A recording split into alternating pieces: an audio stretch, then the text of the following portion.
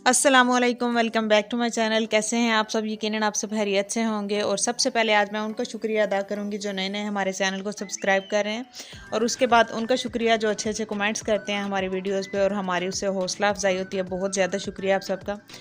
तो यहाँ पे मैं अपने ब्लॉग का स्टार्ट मैंने नाश्ते से किया था, क्योंकि मेरे हस्बैंड और बच्चे नाश्ता इसी तरह का करते हैं। तो नाश्ते में आपको पराठे या इस तरह की चीज़ें नहीं दिख सकती कि ये पराठे खा रहे हैं या इस तरह की कोई भी चीज़ खा रहे हैं। वो उसी दिन हो सकता है जिस दिन मेरे हस्बैंड को या मेरे बच्चों को छुट्टी होती है, उस दिन फिर मैं पराठे वाला नाश्ता करवाती हूँ इनको। और ऐसा भी नहीं है कि मैं सुबह सुबह पराठे बनाती नहीं हूँ, पराठे मैं बनाती हूँ, लेकिन वो सिर्फ बच्चों के टिफ़िन के लिए होते हैं। वो स्कूल में जाके खा लेते हैं, लेकिन घर में वो ऐसा कुछ भी नहीं खाते। सुबह सुबह वो जब उठते हैं तो उनका नाश्ता करने का इरादा ही नहीं होता, और चाय के साथ कोई चीज़ दे दो तो वो आराम से खा लेते हैं। लेकिन पराठा वगैरह अगर रख दो तो वो फिर छोड़ के चले जाते हैं। इतना हंस खाते नहीं है उसको, एक दिन खा लेंगे तो उसके बाद फिर खाना छोड़ देंगे। इसलिए मैं उनके लंच बॉक्स में या कभी चीनी वाला पराठा बना देती हूँ, कभी उन्हें पराठा रोल बना देती हूँ, कभी उनको अंडा पराठा बना देती हूँ। तो इस तरह से चेंज कर करके उनको मैं देती रहती हूँ, तो वो स्कूल में इजीली खा लेते हैं।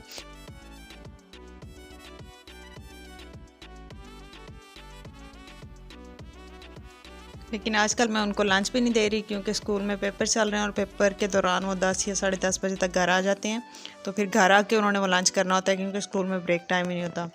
तो घर आके वो फिर वो सुबह वाला लंच जो मैंने भेजा होता है वही लंच करते हैं। इसलिए फिर मैंने आज उनको कुछ भी नहीं दिया था।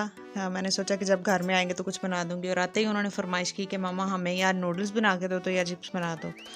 तो आज मैंने सोचा कि चलो चिप्स बना ही देती हूँ। आज मौसम अच्छा था, तो डेली मैं अपने बच्चों की ये वाली फरमाइशें पूरी नहीं कर सकती, ना ही मैं करती हूँ, क्योंकि अगर बच्चों की ये फरमाइशें पूरी होनी शुरू हो जाएं तो उसके बाद वो खाना पीना ही छोड़ देते हैं। तो उनका यही होता है कि हर टाइम बस कोई ना कोई फरमाइश करते रहें, वो पूरी हो जानी है, खाने की ज़रूरत ही नहीं है।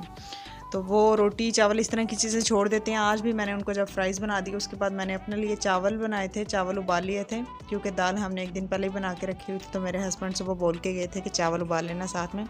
तो लंच बनाने के लिए इतना ज़्यादा कोई काम नहीं था, इसीलिए फिर मैंने सोचा कि चलो आज थोड़ी सी मेहनत इन पर कर देती हूँ। तो मैंने इनके लिए चिप्स बना लिए।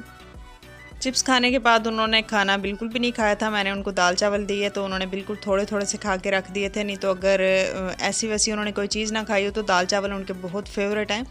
अक्सर फरमाइश करके भी बनवाते हैं, तो वो तो छोड़ते नहीं हैं दाल चावल को। लेकिन आज चिप्स खाने की वजह से उन्होंने खाना खाना भी छोड़ दिया था।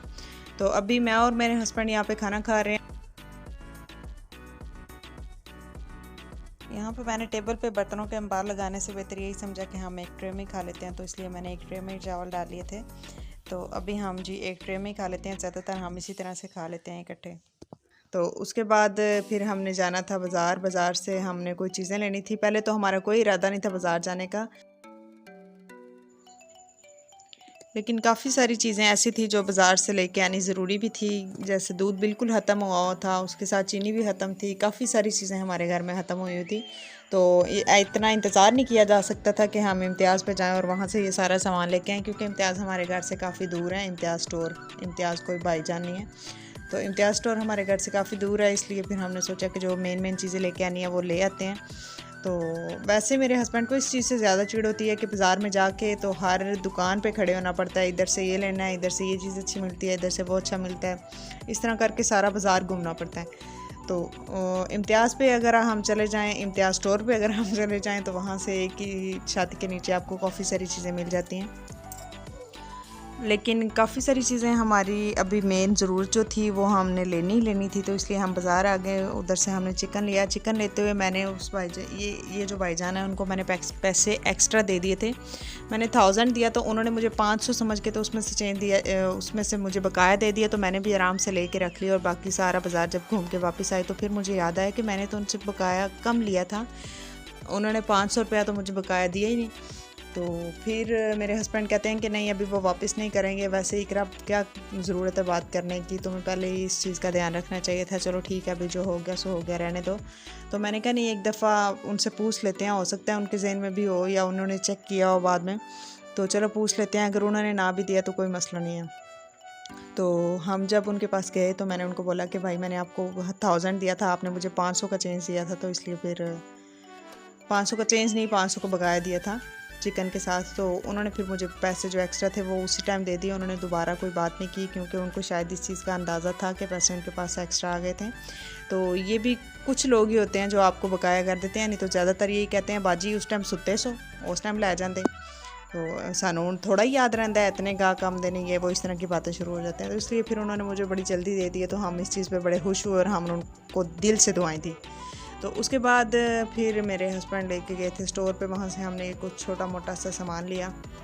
और ये जो दूध है ये आप कभी भी इस्तेमाल ना करना, क्योंकि इसकी चाय बिल्कुल भी अच्छी नहीं बनती। अभी जो इसका एक पैकेट पड़ा हुआ है उसकी मैं कोई स्वीट डिश बना लूँगी।